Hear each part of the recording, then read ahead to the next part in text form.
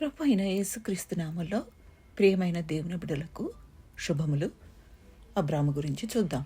12వ అధ్యాయం ఆదికాండం 2వ వచనం. నిన్ను గొప్ప జనముగా చేసి నిన్ను ఆశీర్వదించి నీ నామమును గొప్ప చేయుదును, నీవు ఆశీర్వాదముగా నుందువు. ఇక్కడ దేవుడు అబ్రాముతో ఒక నిబంధన చేయబోతున్నాడు. దేవుడు అబ్రామును గొప్ప జనముగా చేస్తానన్నాడు.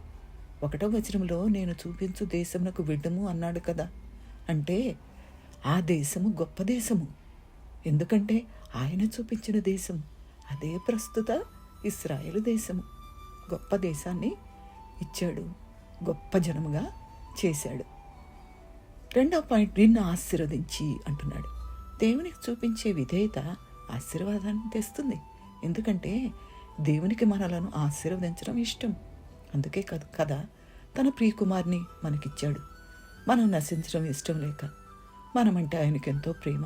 మనకు ఆ విషయం అంతా తెలుసు. 3వ పాయింట్, అబ్రాము నామాన్ని గొప్ప చేస్తానంటున్నాడు. గొప్ప నామం ఇచ్చాడు. అదెలా? ఎందుకంటే 3వ వచనంలో అబ్రాము దేవుని దీవెనలు పొందడం మాత్రమే కాకుండా ఇతరులకు దీవెన కారణముగా ఉన్నాడు. నిన్ను ఆశీర్వదించు వారిని ఆశీర్వదించెదను, నిన్ను దూషించు వారిని శపించెదను.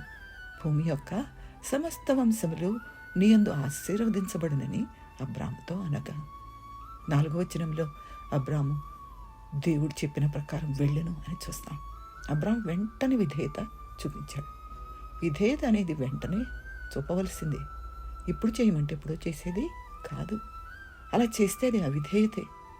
దేవుని పట్ల మనకున్న విధేయత గొప్ప దీవెనలు తెస్తాయి అని అర్థం చేసుకోవాలి. అలా దీవెనలు కలిగి ఉన్న వ్యక్తికి మాత్రమే కాదు, అతని కుటుంబానికి, అతని పరిసరాల్లో ఉన్నవారికి, అతని మూలంగా అనేక మందికి కూడా ఆశీర్వాదం కలుగుతుంది అని గ్రహిద్దాం. మరి మనం ఎలా ఉన్నాం? అనేకులకు దీవెన కారణంగా ఉన్నామా లేదా? మనం దీవించబడితే చాలు అనుకుంటున్నామా? పరీక్షించుకుందాం, సరిచేసుకుందాం. అందరికీ దీవెన కారణంగా మనం ఉండడానికి దేవుడు మనకు సహాయం చేయనుగాక. అబ్రాము వలె దేవునికి విధేయత చూపించి దేవుని ఎడల విశ్వాసముతో ఆయన యొక్క దీవెనలు పొందుకుందాం. ఆమేన్. దేవుని